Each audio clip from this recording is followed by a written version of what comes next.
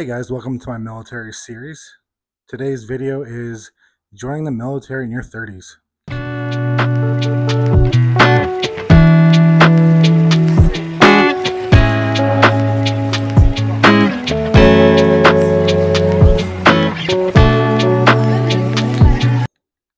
Hey guys, so my name is Aaron, and I joined the Army in my 30s. I originally joined the United States Army Reserve in June of 2017.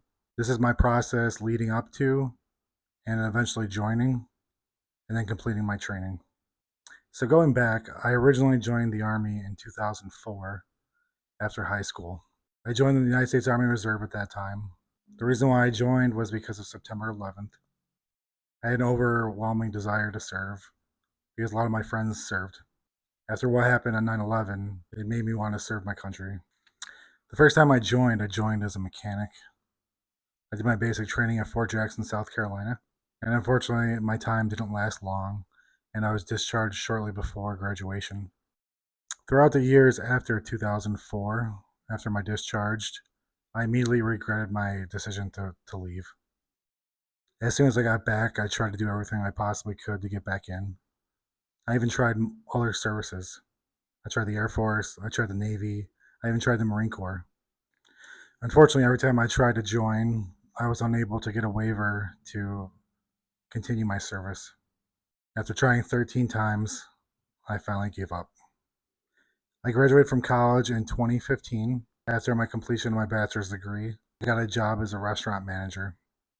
Although I was making good money, quality of life was low, and my personal feelings of accomplishment and my place in the world were low.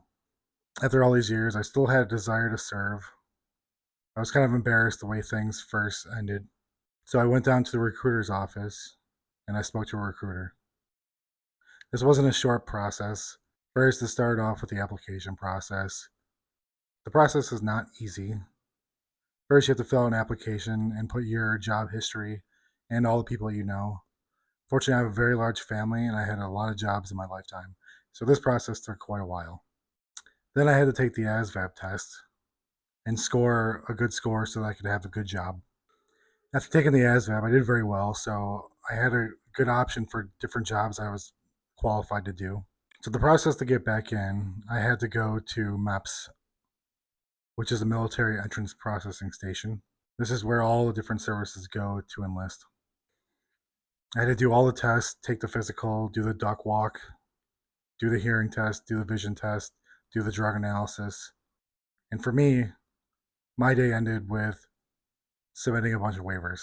For me to gain re-entry, I had to get a doctor's visit, have them conduct a test to ensure that the reason why I was discharged was no longer an issue. Because of the reason for my discharge, I also needed a moral waiver, which I had to see a psychiatrist, and they cleared me. The one thing about Meps is that they will try to do everything they possibly can to disqualify you for service. One thing they try to disqualify me for is you have to be able to do push-ups, obviously. So for my case, I can't extend my wrist backwards. So I had to go to an orthopedic and have them do tests on my wrists to show that I could still do the physical, show that I was able to do the standard. After months and months and months, I finally got a call from my recruiter who told me the good news that my waivers were approved. When I got this news, I was elated with joy. It was the greatest feeling I had. Carrying around the burden of the weight of leaving the military, it weighed on me for a very long time. This was my path to redemption. Originally, when I started talking to a recruiter, my goal was to go active duty. Again, during the time period, it's not a quick turnaround from when you first start to when you actually are able to sign your contract and do all that. In that time frame, I met somebody. I decided I wanted to have a family, and I knew that that person was unlikely that they would follow me to serve on active duty.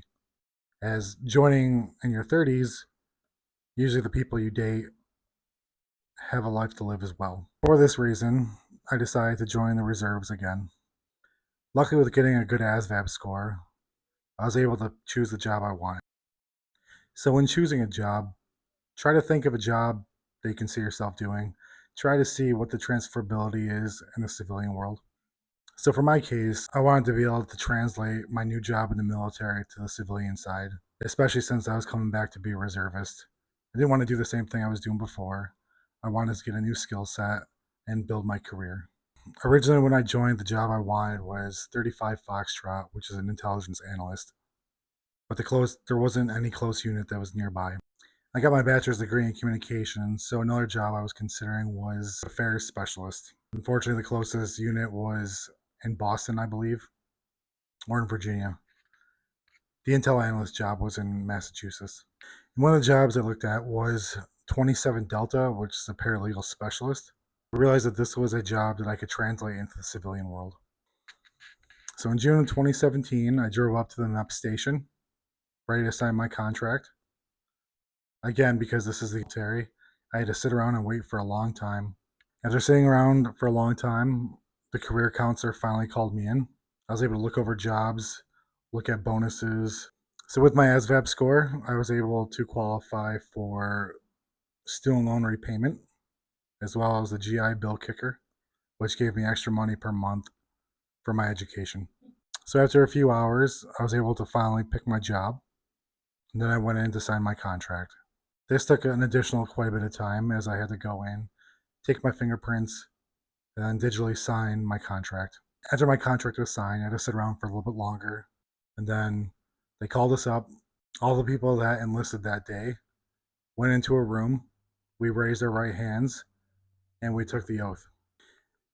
I got my ship date was October of 2017. Shipping off in your 30s is quite difficult, especially if you have a family back home and people that are counting on you. This time coming in, I had a purpose.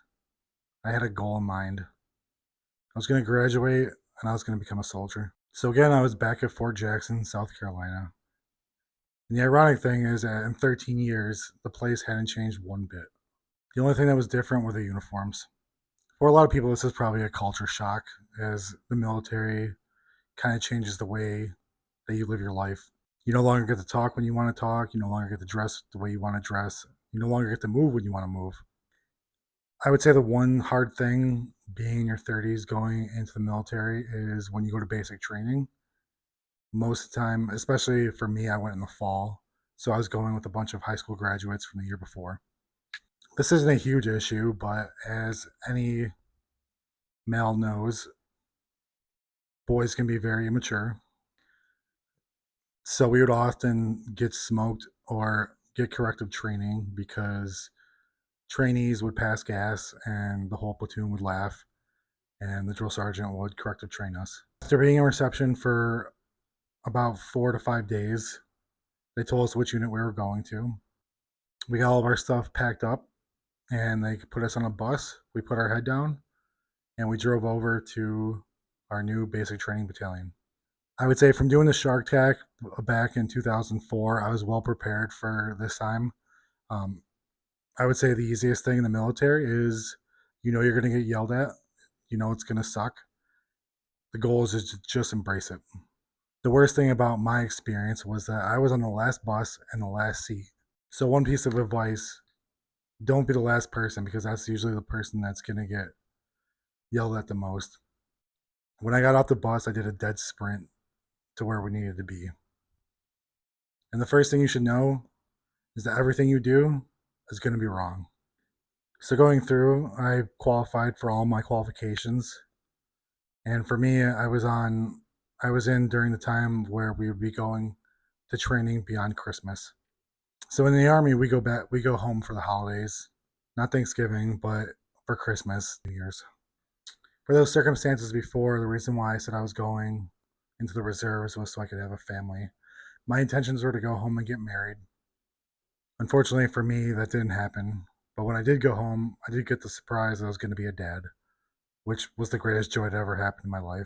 So it was my goal to go back to basic training with a dependent, but I definitely did not think that my dependent was going to be a child. So after going home after Christmas, I went back to my unit. And then a week and a half later, we graduated. Walking across that graduation field, I cannot even put into words how proud I was to be able to shed the weight of all the regret that had been carried on me. I will say the reason why I carried this regret was joining in 2004. Obviously, again, this was the height of the Iraq war. My thought process was that a lot of the people that I went to basic training with in 2004, there's a good chance a lot of them didn't make it. So I had a bit of survivor's guilt. I will say it felt so good to be able to put on the ASUs. But when you graduate basic training, you have two options. You could take a shuttle or a bus to your AIT station, or you can have your family drive you. I chose to have my fiance drive me, which was a good experience. I was able to have some time together before I shipped off. The issue was that they give you orders that don't really make sense. So when I showed up, basically pulled up to the HHC down in Fort Lee, Virginia, and basically I had to pull my bags out of the car, and I was rushing to get in line so that I could sign into a new reception waiting for my AIT class. I did 10 weeks of training at Fort Lee, Virginia, where I got the paralegal skills I needed to be in the JAG Corps. I honestly think I'm pretty lucky to be a paralegal. I think it's an awesome job field. You do a lot of interesting things. You get a different experience than a lot of other soldiers get. So I graduated in April of 2018, and I flew home. So when I originally signed my contract, I signed up for a unit that was down in Pennsylvania. Unfortunately, this was a long drive, so I switched into a different unit.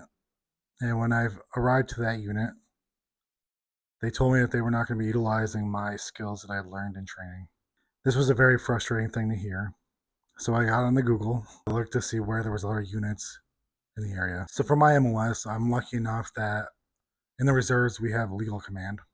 In the regular reserves, they have regular embedded units that have all different MOSs. I was lucky enough that with my job in the reserves, we file under legal command. So for legal command, our units are different. We're called LODs, or legal operations detachments. Serving these units is a great experience. It allows you to actually practice your job, which isn't always a guarantee in the reserves. In my unit, it was all 27 Deltas and 27 Alphas, which are JAG attorneys. LODs have an interesting dynamic. In most units, you have lower enlisted, you have your higher enlisted, and then you have usually your company commander is a captain. In an LOD, your commander is a full bird colonel.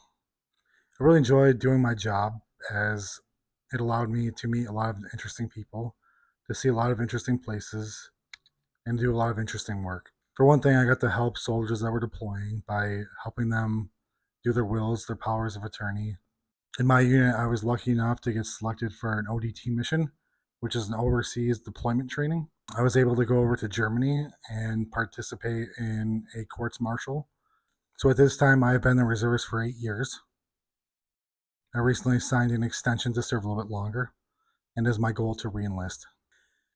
My advice for you, if you're in your 30s and joining, have a goal, have a mission, and know what you want.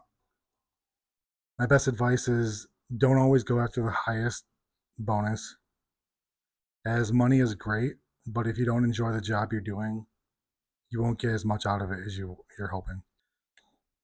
If you're like me and you're looking for a new career, keep the jobs that you're looking for in mind. See what their transferability is in the civilian world. A lot of times you can get the type of training in the Army that translates back to the civilian world. My best advice for those joining is think about what you want with your life. If right now your life is living a dead-end job, don't go in the reserves, in my opinion. Just go active duty. On active duty, you can go to so many different cool places and you can do so many cool jobs, and you can do the job every day. I would say to prepare yourself, make sure you're running, make sure you're doing some type of calisthenics, doing push-ups, sit-ups, squats. Do those kind of exercises as they will most benefit you when going to training. The one nice thing about being a little bit older is that the standards are a little less for you. So your younger counterparts will have to do more. I would say if you're joining, just do it. It's the greatest thing I've ever done. I have so many blessings and I've had so many opportunities because of my military career, because of my training. It led to a civilian job that led me down the path to an even better job. So I wouldn't be where I am today if it wasn't for the Army. And I believe this goes for all branches. I believe the Marine Corps you can't join after the age of 30. I believe Air Force and Navy you still can. I would check their sites and see which branches allow you to join. If you guys have questions about joining the military, if you have questions about basic training, if you have questions about AIT, if you have questions about taking the ASVAB or any other parts of the process, or what being a reservist is like, please feel free to comment below. I will make a video in the future with any questions you may have. Thank you guys. Good luck.